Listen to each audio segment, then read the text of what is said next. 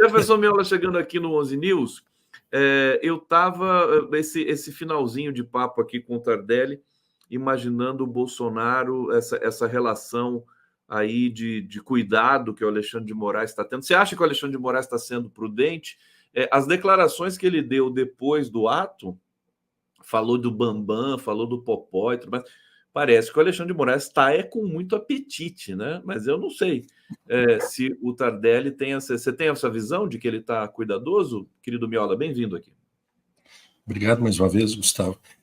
Eu acho que toda a prudência e cautela em relação a qualquer processo judicial de maneira geral, né, é fundamental. Eu acho que a gente já está batizado, né, em julgamentos de exceção, e o presidente Lula foi uma das vítimas mais notáveis, né, desses processos assodados e esses atropelos jurídicos. Né, por mais que tenha uma justiça que ampare, que fundamente as decisões, mas tem que ser dentro do devido processo legal. E eu acho que isto é um requerimento universal, e no caso específico do Bolsonaro, ele adiciona ainda um componente de que qualquer debilidade, fragilidade ou inconsistência acusatória, ela tem uma reverberação política com desdobramentos e consequências do ponto de vista do conflito social muito relevante. Então eu partilho essa ideia de que tem que haver um processo bem exaustivo.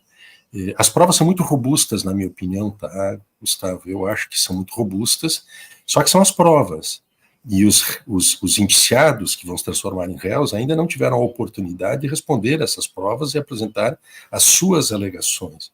O fato de existirem essas provas, mais do que simplesmente evidências ou indícios, não é garantia de que eles, por si só, já são suficientes para levá-los à prisão, ainda que, eventualmente, possam existir situações previstas em lei de prisões ou provisórias ou preventivas ou temporárias. Se esse for o entendimento, que se proceda assim para não perturbar ou prejudicar as investigações. Mas o processo está em andamento. Eu acho que não é um bom caminho ficarmos como torcedores, digamos, em relação a isso. Deixa o processo andar, ele vai culminar, né, com resultado. O resultado esperado é condenações, inclusive com prisões. E nada trivial, que nós estamos acompanhando, generais ainda no banco dos réus, não, mas indiciados. E provavelmente vão ao banco dos réus, e muito provavelmente, por força das provas, também merecerão, né, punições em regime de prisão. Processo inédito no Brasil, que é dito aqui que a aspas, superação da ditadura não promoveu, né, porque foi anistiado, e que agora a gente vai ter. Ou seja, o slogan sem anistia não é brincadeira. Agora, Miola, estava pensando aqui, depois, quando o Bolsonaro, né, finalmente for preso, né, e mais essa quadrilha toda ali, está do lado dele, vai ficar um vazio, né? O Bolsonaro preso, a gente vai falar do quê aqui nas nossas resenhas? Mas, na verdade, não vai ficar nada, porque ele vai continuar gritando, reclamando, preso. Vai. Né? Não vai? Vai, eu acho que vai. Não, eu acho, tá, Gustavo, que a inabilitação política do Bolsonaro, a sua inelegibilidade e uma eventual prisão, depois do trânsito julgado, ele perde os direitos políticos, ainda assim, eu tenho a impressão de que nós estamos diante de um fenômeno que já não depende exclusivamente desse líder carismático. Ele já é um fenômeno que se consolida com uma força-movimento na sociedade brasileira. Eu valorizo muito o que o governador bolsonarista de São Paulo disse, o Tarcísio Gomes de Freitas, que ele resumiu que Bolsonaro não é, em certo sentido, é um plágio da declaração do Lula no 7 de abril de 2018, quando Lula faz uma afirmação de que, mais além de ser ele era uma ideia, representava uma utopia que anima consciências, né, generosas do nosso país. O Tarcísio Freitas ele faz uma analogia do mesmo tipo, em que ele diz que o Bolsonaro já não é mais um CPF, já não é mais, né, uma pessoa física. Aliás, ele é um movimento. CPF ali, eu gelei, eu falei, meu Deus, o que ele está falando? Desculpa.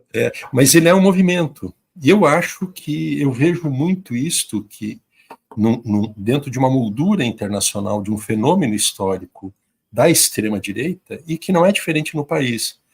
Então, mesmo que essa liderança central do bolsonarismo possa claudicar, ser preso e ficar inabilitado politicamente, eu entendo que isso não contém esta avalanche da extrema-direita que está percorrendo o mundo, e aqui no Brasil é muito significativo. Eles elegeram um contingente importante de parlamentares, municipais, estaduais, federais, né, detém governos importantes, de vários governos estaduais, governos também municipais, e tem uma enorme força de expressão na sociedade, inclusive nas camadas populares. Porque aqueles 58 milhões de eleitores do Bolsonaro em 2022 não são classe média alta, brancos e ricos, super ricos. Não existe 58 milhões de pessoas de classe média no país. Não tem. Quer dizer, no máximo classe média alta e ricaços ricos, que esse aí, vamos lá, 1,5%, são 3 milhões de pessoas, 5 milhões, ou com boa vontade põe 10 milhões, mas os outros 48 milhões são pobres, pretos, lascados, trabalhadores uberizados, precarizados, entende? Então, assim, esse é um fenômeno, que eu acho que ele é um fenômeno, inclusive... Veio para ficar.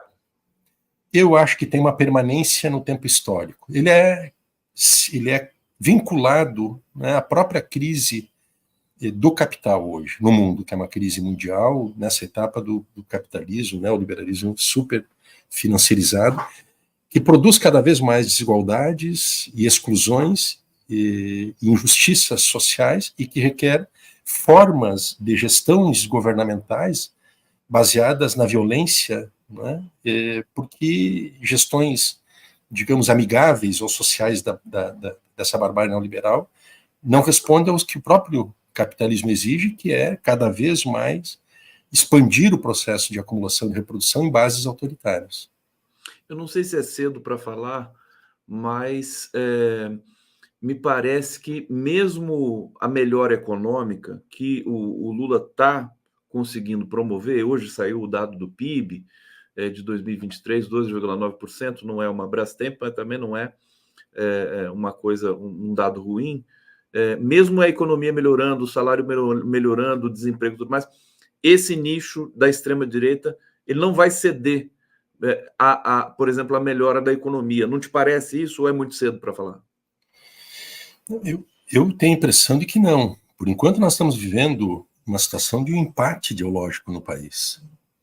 Observa que mesmo o governo com 1 ano e 2 meses, restaurando todas as políticas permanentes de Estado, criando mecanismos de estimulação da economia que faz com que o resultado seja, inclusive, surpreendente e contrarie todas as previsões que eram feitas de que não atingiria tal desempenho econômico. E, nesse sentido, as apostas que o Fernando Haddad fez, embora tenha crítica em relação a algumas escolhas como a do calabouço fiscal e do déficit zero, mas vamos reconhecer, o Haddad ele acertou nas suas previsões, mas a despeito disso tudo que está sendo feito, né, de uma grande reconstrução do nosso país, de recuperar uma capacidade da economia girar, né, e de gerar empregos, ocupações e renda, a despeito disso tudo, os ponteiros da popularidade do presidente Lula não se alteram, e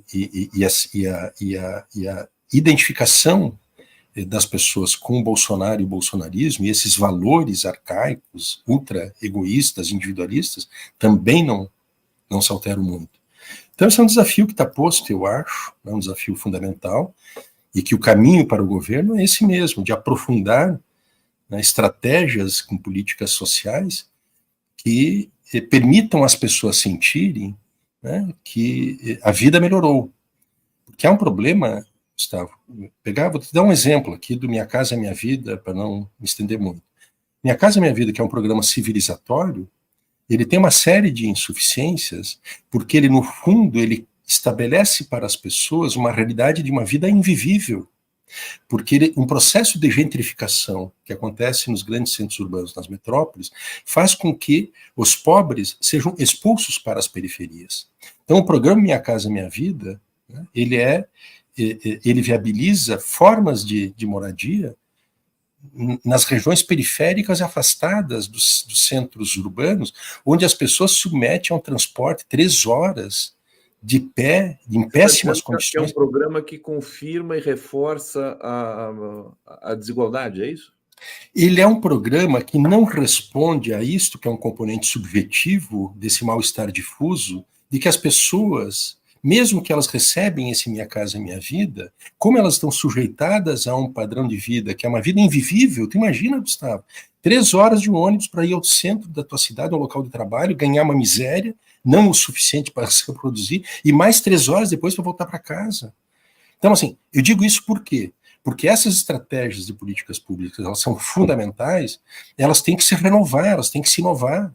Elas têm que romper com certos dogmas, inclusive da propriedade em áreas centrais, para que as pessoas possam ser assentadas, esses que precisam de moradia, nas regiões centrais. Inclusive seria economicamente mais conveniente para o poder público, tanto municipal quanto estadual e federal, porque ocupar as regiões urbanas hoje que estão abandonadas, que são destinadas à especulação imobiliária, dispensaria gastos, por exemplo, em redes de esgotamento sanitário, de abastecimento d'água, de iluminação pública, tem infraestrutura em termos de escolas, de comércio, de serviços, e densifica, né, positivamente as regiões centrais da cidade, né, com populações que vão revitalizar essas regiões. Então, eu dou isso como exemplo, tá, Gustavo, porque muito informado pelo que eu aprendi do processo chileno, onde nós tínhamos uma super adesão, um encantamento, uma revolta, uma rebelião popular chamada assim, né, que originou uma vitória do presidente Boric, eleição dele, e uma eleição numa constituinte, em primeira instância, muito favorável, e à medida que o governo não conseguiu, em 6 meses, desfazer esse mal-estar, houve uma reversão dessas expectativas. Eu comento isso porque os êxitos gerais do governo na macroeconomia, eles têm que se refletir também na qualidade de vida real das pessoas. Entende? Tem que tocar na melhora da sensação das pessoas de vida. Eu me sinto melhor vivendo com o Lula do que eu estava antes. Mas os caras não vão poder dizer isso, né, quando recebem o direito a acesso a uma casa. Claro que vão gostar muito, mas na extrema periferia da cidade, e vivendo nessas condições, não mudou muito em relação ao que eu tinha antes. É aquela velha dicotomia do discurso e da prática, né? Quer dizer, a pessoa pode até receber melhorias, a vida dela melhorar, mas ela não vai dizer isso, né? Porque ela pertence a um nicho político-ideológico que não permite que ela diga isso. A gente estuda isso no análise do discurso, que é essa teoria com um pé no marxismo, né? As pessoas não dizem o que querem, elas dizem o que podem, inclusive na própria esquerda, né? O meu querido Jefferson Miola. Deixa eu ir para o bate-papo mais uma vez aqui, porque o pessoal está participando muito aqui no nosso comentário. Dercy Almeida, e que vazio bom, tá falando do vazio que vai ficar quando o Bolsonaro for preso. Não é que vazio bom, aquele vazio assim depois que você almoça, aquela coisa gostosa. Apaziguador. Né? Apaziguador. Apaziguador, né? Pacificador, conciliador. Norma Serra, salve Jeff Miola, como é bom ouvir gente inteligente que sabe das coisas, tá aí. Lília Oliveira, paro tudo para ver Tardelli, sou completamente apaixonada. Isso aqui eu vou mandar para o Tardelli agora, vai ficar felicíssimo. Feife, que vazio, Conde. Será, enfim, um alívio enorme. É claro que eu fui irônico, né, gente? Please. Oh. Elia Argolo, perfeito Miola, isso não é viver, é sobreviver.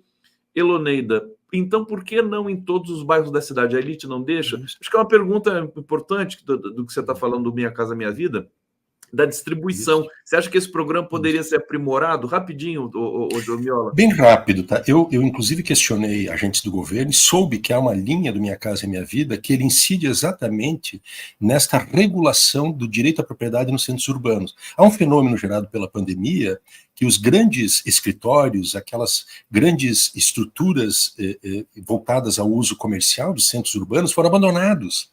E isto poderia permitir uma reconversão do uso de comercial para residencial, e o Minha Casa Minha Vida, nesse sentido, teria um papel de induzir isto, e há que haver uma combinação de políticas, tá, Gustavo? Enfrentar o tabu da propriedade.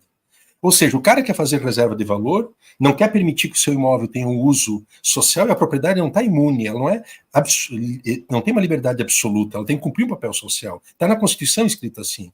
Então, o poder público ele tem que criar formas de desestimular essa reserva de valor e fazer com que esses imóveis das regiões centrais possam ser usadas pelo Minha Casa Minha Vida para permitir uma crescente ocupação e expansão do programa nas áreas centrais. Isso é benéfico na vida das comunidades e, sobretudo, o poder público, é uma economia.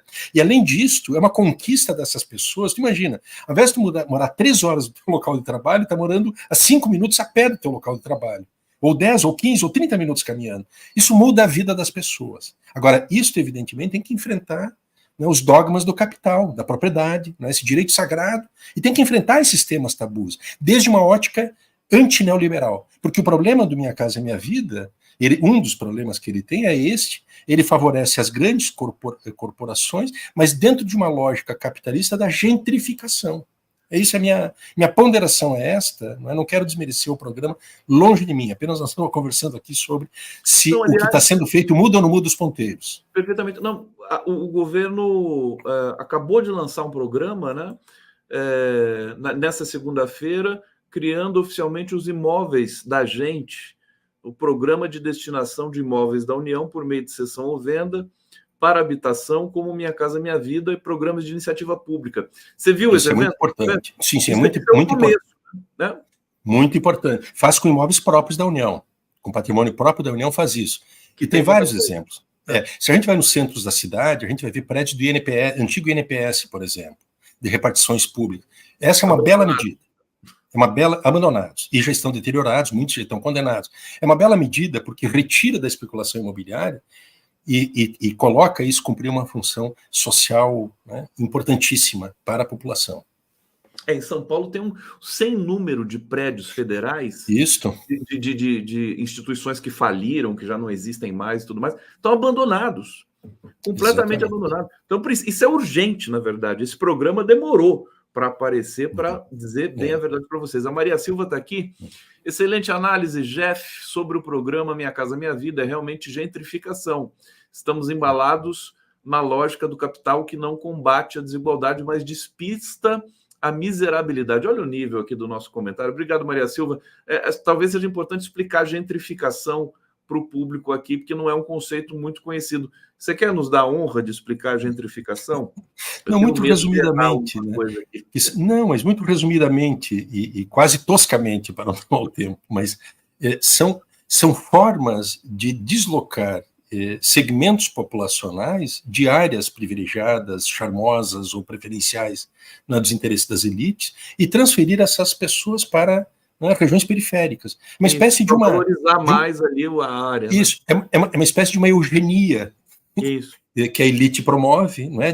Tira os pobres e faz em torno do seu território de ocupação uma espécie de um cordão sanitário, sem pobres, né? Onde só as elites, né, setores médios, avançados, podem habitar. Esse é um fenômeno que acontece por força do poder do capital imobiliário e da especulação imobiliária, de maneira geral, porque envolve, inclusive, as finanças. Tem uma gigantesca roda, né, de financiamento imobiliário que faz isso. Agora, o que nós estamos falando, né, Gustavo, nós estamos falando aqui não é para abordar o programa, porque eu acho que tem especialistas super habilitados a fazer isso, eu apenas tomei isto como um exemplo para te dizer que os desafios que estão postos hoje para que o governo consiga conquistar a adesão, eventualmente, de eleitores que votam na extrema-direita e são bolsonaristas, tem que inventar novas formas dessas políticas públicas. O que fez no passado tem que ser ressignificado no presente e adicionar, né, novas perspectivas para que o governo consiga mexer o ponteiro deste empate ideológico, desempatar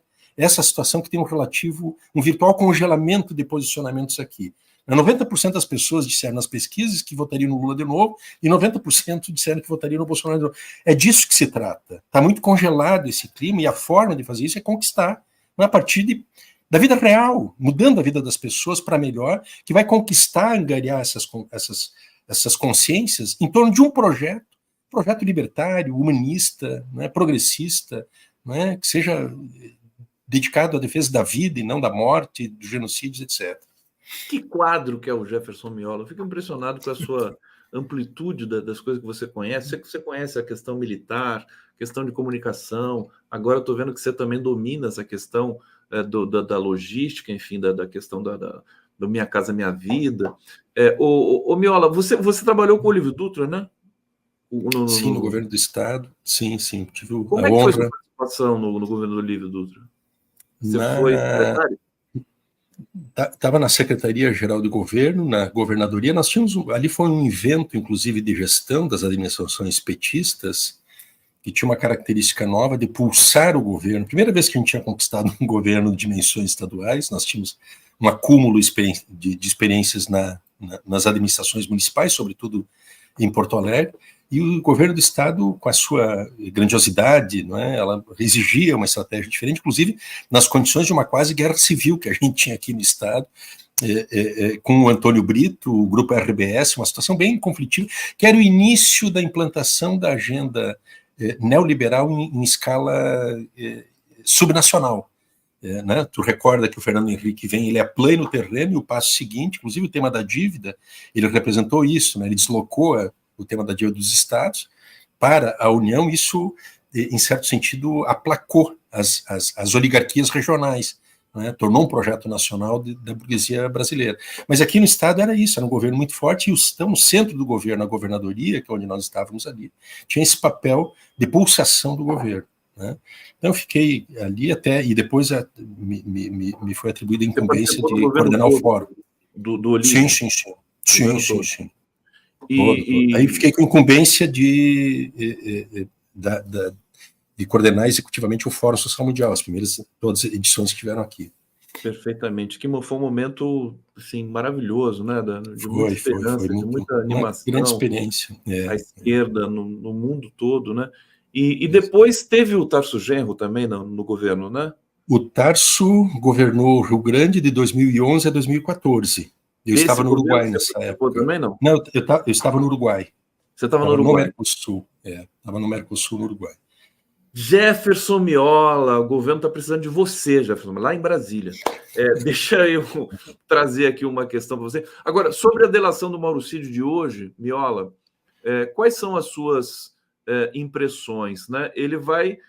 Os policiais hoje vão perguntar coisas que estavam desconhecidas, né? E que agora eles podem perguntar para o Mauricídio. Queria que você falasse também da importância da delação do Mauricídio, do trabalho do advogado dele, o César Bittencourt. A gente falou aqui com o Tardelli, né? Que realmente virou, né? Em função da delação do Cid que toda essa operação aconteceu depois. Ou eu estou enganado? Boa parte do que foi apurado decorre, boa parte, sim. Bom, aquele vídeo foi obtido através do acesso assim, o tema do Mauricídio, eu vejo ele, Gustavo, num contexto de tensões e muito ruído que começa a ter dentro da caserna. Não sei se tu visse que no dia de ontem, o general Teófilo, foi divulgado parte do depoimento do general Teófilo, onde ele arrasta para a cena do crime ninguém menos que o ex-comandante Freire Gomes, que sabia-se que havia o envolvimento do Freire Gomes em certos episódios, mas nunca tinha-se avançado na investigação, inclusive na denúncia do Freire Gomes. Ele vai depor hoje e vai falar. E vai depor hoje e vai falar e a ver o que vai falar. Eu te digo isso pelo seguinte, porque esse primeiro processo, a minha leitura, e eu tenho a partir dessa leitura uma hipótese que eu quero comentar contigo, a minha leitura é que num primeiro instante foi feita uma espécie de cordão sanitário, acho que a gente já conversou sobre isso, para identificar aqueles mais proeminentes, né, e ativistas da perspectiva do fórum, os militares, né?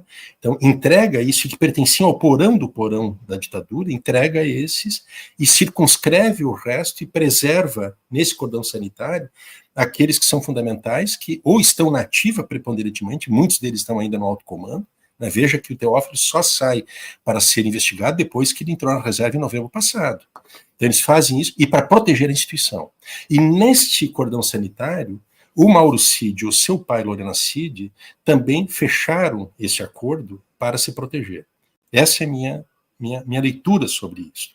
Portanto, o movimento que faz o general Teófilo, ou até mesmo o avanço da delação do Mauricídio para esclarecer pontos pendentes que ele não esclareceu, ou situações que ele deliberadamente ocultou e que pode comprometer, inclusive, o acordo que ele fez, isto poderá gerar uma nova realidade de um indiciamento mais abrangente dentro das Forças Armadas. Né? Só te digo uma coisa, que tive uma informação da Polícia Federal de que não estão ainda revelados, e não se sabe se serão revelados, os dados e informações disponíveis, encontrados no telefone do pai do Mauricídio, que é o general Lorena Cid, que é um general 4 estrelas, integrou o alto comando e tem muitas relações dentro da caserna. Eu estou vendo esta situação, Gustavo, vinculada a uma hipótese que eu começo a aventar, que está associado a essa bandeira que o Bolsonaro lançou no domingo passado. Eu acho que a bandeira da anistia, ela, mais além de interessar diretamente ao Bolsonaro, né, e aos atuais acusados e condenados, ela poderá ser uma bandeira de luta central dos próprios militares no próximo período.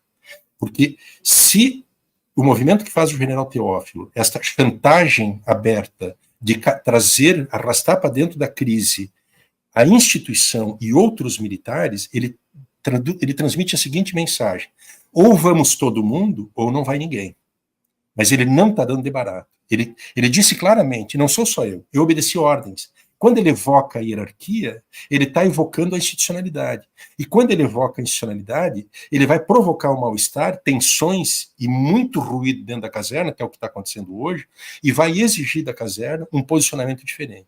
E eu acho que esse posicionamento poderá ser, né, em torno da defesa da anistia. Os militares são grandemente interessados nesta anistia, né? Tanto quanto o Bolsonaro, quanto os demais que já estão, alguns inclusive já estão presos. Isto adiciona, num cenário, num horizonte de curto prazo, Gustavo, eu acho que uma realidade preocupante, porque a anistia, para ser aprovado, ela precisa de maioria simples na Câmara e no Senado. E vamos lembrar que o Arthur Lira, ou a direita e a extrema-direita, ela tem hoje não menos do que 180, 190 votos. Agora, nessa proposta tola do impeachment do Lula, 139 adesões, né? E no Senado da República, o Rogério Marinho, quando disputou a presidência com o Rodrigo Pacheco, ele fez 32 dos 81 votos de senadores. Eles precisariam de mais 9 votos para atingir a maioria simples dentro do Senado. E se tiver uma sessão, for votado isso numa sessão que tenha, digamos, 60 senadores, precisa de 31 para aprovar. E a mesma coisa, se for uma sessão da Câmara com 400 deputados, precisa de 201 deputados para aprovar. Então veja que se aprova isto, e eventualmente, numa hipótese que eu acho que não teria fundamento, porque a Constituição não prevê vedação para conceder esse tipo de anistia. A Constituição prevê vedação para outras formas de indulto, de perdão, de anistia, para crimes hediondos e terrorismo. Mas para atentados contra a democracia não está previsto isso. Então, se o STF, inclusive, decide declarar a inconstitucionalidade, como alguns ministros já estão erradamente se pronunciando, é o caso do Gilmar Mendes, não pode se pronunciar, nós vamos entrar diante de um conflito, de uma situação de um conflito no país. Um impasse institucional como mínimo, entende, Gustavo? Então, esse é um cenário que eu acho que a campanha da anistia, aliás, a bandeira da anistia, ela pode ser um fator de reposicionamento da extrema-direita brasileira, já num cenário que contabiliza as prisões. Eles já estão trabalhando num cenário pós-prisões e se armam politicamente para continuar animando e produzindo, né, uma grande iniciativa política da extrema-direita brasileira. Fantástica análise do Jefferson. A gente vibra com a análise do Jefferson Miola. É uma vibração aqui, porque são coisas que a gente não consegue enxergar, né? Assim, o Miola tem essa compreensão estrutural do que está acontecendo, inclusive é uma das suas últimas reflexões, né? O Ato na Paulista organizou a estratégia de luta da extrema-direita, que é justamente essa questão em torno da anistia. Eu vou te fazer 2 perguntas na sequência. Antes, deixa eu voltar aqui para o bate-papo, meu querido Miola, porque o público está aqui incansável, comentando e vibrando com as suas leituras de Brasil. Rosemary Rocha, a economia só melhora para pobre quando os alimentos tornam acessível. Isso aí. A cesta básica está caríssima. Mas o governo está tentando, né? Acho que já conseguiu alguns resultados nessa área, né? Regina Zalk Leivas, como não amar o Olívio Dutra, nosso eterno governador? O Olívio Dutra é uma figura extraordinária, né? Maria Elvira Tavares Costa, que maravilha, gratidão, ousadia. Acter. Parabéns, meninos, saindo iluminada desse encontro. Beijos. Doris Durgante. E a RBS venceu, Miola, emburreceu o gaúcho. Jandira Ferreira, Miola numa equipe habitacional vai bem. É isso aí. Professor Rogério Córdova, Miola está corretíssimo. André Monteiro, concordo com Miola, mas isso é utopia. O perigo é tornar essa utopia um discurso contra o Lula. Assim surgiu o PSOL. Não sei, o Miola vai comentar isso na sequência aqui. Mulher de Escorpião. Eu quero ver os velhos golpistas das Forças Armadas cumprirem tempo de cadeia. Michel Temer também. Hashtag sem anistia. Miola, quer dizer que você acha que há uma chance real de que a anistia seja votada no Congresso? Essa é a pergunta 1. E a segunda, eu queria que você explicasse melhor essa organização aí do discurso da extrema-direita.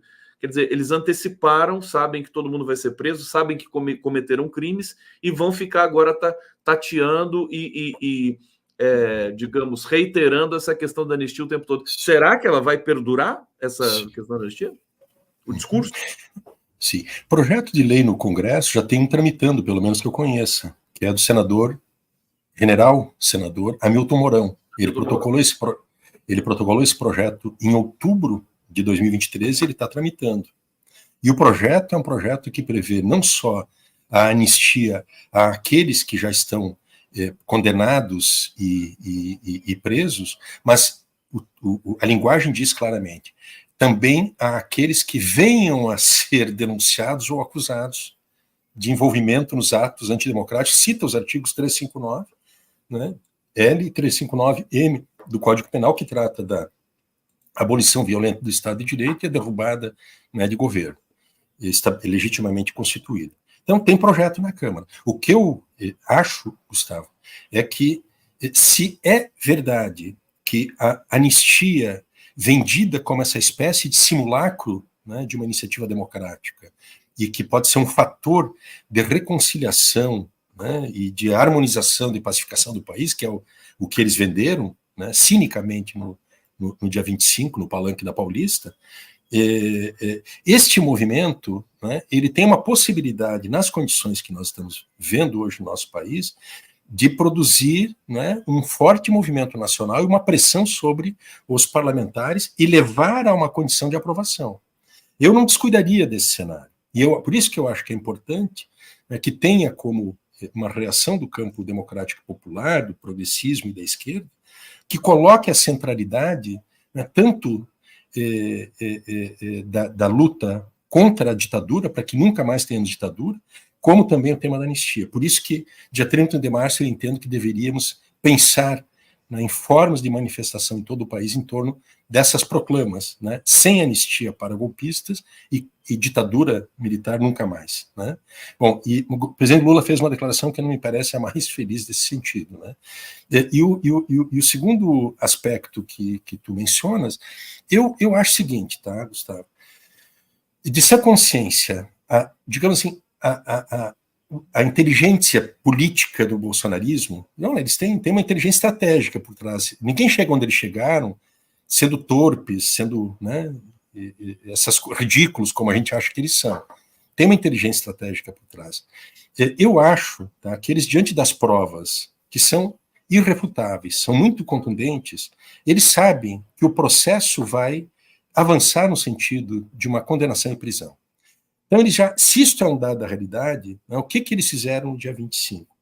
Eles não foram lá, eles correram riscos em fazer aquele ato do 25, porque o Bolsonaro e toda a gangue poderia sair do Palanque diretamente para a prisão. Então, eles tinham mais riscos do que benefícios com aquele ato. Qual foi o cálculo que eles fizeram? Eles fizeram um cálculo que era, primeiro, de fazer uma crítica, né, muito forte, em alguns casos ela é uma crítica implícita, não explícita, né, no discurso do Bolsonaro, que terceirizou o jogo sujo para o Silas Malafaia, para criticar e atacar o STF, as instituições, mas eles fazem essa crítica de que ele é uma pessoa simples, que está sendo perseguido pelo sistema, e que esse sistema, né, vai prendê-lo. Esta é a tradução que eles fazem para a massa deles.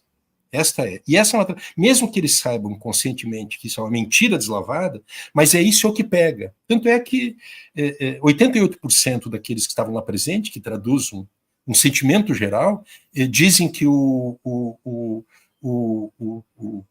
STF tem uma ditadura, aliás, 94% diz que tem uma ditadura instalada no país, e 88% diz que o TSE fraudou a eleição, roubou a eleição para eleger o Lula. Então, é um delírio, mas esse é o delírio real, é o que a casa está oferecendo, é com isso que nós estamos lidando. E eles fazem esse movimento, como eles já têm essa perspectiva, essa noção muito, muito presente de que a situação de prisão ela é uma situação iminente, eles se antecipam a esse cenário com a agenda, minha opinião é essa, eles se antecipam ao cenário de uma agenda pós-prisões e já colocam em movimento a estratégia política para isso, que é a bandeira da anistia, apresentada nesses termos que eu estou dizendo, como se fosse um simulacro democrático e um fator, né, de pacificação e de entendimento nacional. Inclusive o Bolsonaro foi ao ponto, antes de ontem, de dizer que esperava do Lula um gesto nessa direção. Veja a loucura, mas isso não é um descuido, não é um delírio solto. Isso é parte de uma estratégia retórica para ir construindo este ambiente de que o sistema está atacando, e a reação que eles têm ao sistema é essa proposta da anistia. Então, eu não descuidaria desta inflexão que eles fazem, e eu acho que com isto, Gustavo, eles avançaram uma conjuntura adiante. Eles saíram de uma condição de uma defensividade que nós conversamos 15 dias atrás, estavam no canto do ringue, sendo investigados, teve as operações da PF, eles saem, não é que eles saíram da defensividade, mas eles tomam uma iniciativa política em meio a essa condição de defensividade, e essa iniciativa política ela já se comunica com a conjuntura do próximo período, e tu imagina o seguinte, eu finalizo, chegar na eleição municipal e plasmar todo o debate municipal com esta agenda da anistia, que é mais ou menos o que nós fazíamos nas eleições contra a ditadura, plebiscitar a ditadura, desgastar a ditadura, mais além dos debates paroquiais nas eleições municipais, se discutia a superação da ditadura, a derrubada da ditadura nas campanhas municipais. Em certo sentido, é o que eles poderão fazer também na eleição desse ano, e, portanto, nos colocar numa condição de reagir a esta iniciativa política que pode ter um efeito dentro do Congresso. Eles fizeram algo que a esquerda não conseguiu fazer até agora, né, Miola? Isso. Que é organizar o discurso, por exemplo, as pessoas demandam, o Lula precisa apresentar um projeto de país, né, para organizar esse discurso da esquerda. E eles organizaram num manifesto, realmente, nós temos de dar o braço a torcer, né? Tu és um linguista super talentoso e melhor do que ninguém para fazer esse tipo de resenha sobre essa realidade. E eu acho que é isso mesmo. Fizeram uma enorme demonstração de capacidade, não só de mobilização, mas de força convocatória, né, Gustavo? Tem uma mística. Eles têm uma mística. Eles se alimentam por essa mística, né? Que é uma mística que se considera, inclusive, seres revolucionários. A esquerda ela está desprezando realmente essa dimensão, né? Talvez até por um excesso de compromisso com a governança, com o país e tudo mais, meio que deixa para lá essa questão da organização do discurso. Mas precisa mudar isso, Gleisi, hello, vamos mudar essa coisa. Benjamin Gomes, não existe anistia prévia, mas você vê que existe no discurso, né? No discurso existe. Leida Ramos de Andrade, Conde, todos os seus programas são ótimos, mas o de agora está fantástico, parabéns a todos. Obrigado, querida. Afonso Comba, de Araújo Filho, orgulho de ter servido ao governador Olívio Dutra e trabalhado com Miola, fui chefe de gabinete da Secretaria de Planejamento do Rio Grande do Sul. Olha aí o Afonso Comba, que bacana. Reencontros aqui no 11 News. Deixa eu colocar aqui o meu próximo convidado, que é o Mauro Patrão, chegando aqui já com esse bigode aí. Ei, Mauro, deixou o bigode aí? Protesto? Alguma coisa? Não, eu estou tentando te imitar. Mas eu não consigo, né? Não consigo. O Mauro Patrão, que é doutor em economia, doutor em matemática, Miola, e professor associado da UNB. É isso, né? Professor associado da UNB de matemática, né? Isso. De matemática. Privilégio. Privilégio ter o Mauro Patrão aqui. Miola, brigadíssimo. Sempre muito bom te ouvir, conversar contigo. Um prazer, um privilégio.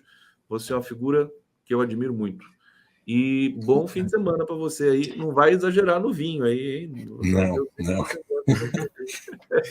Admiração recíproca. Um abraço, boa continuidade do programa para vocês. Bom final de semana para nós, gente. Um abração. Obrigado. Todos nós.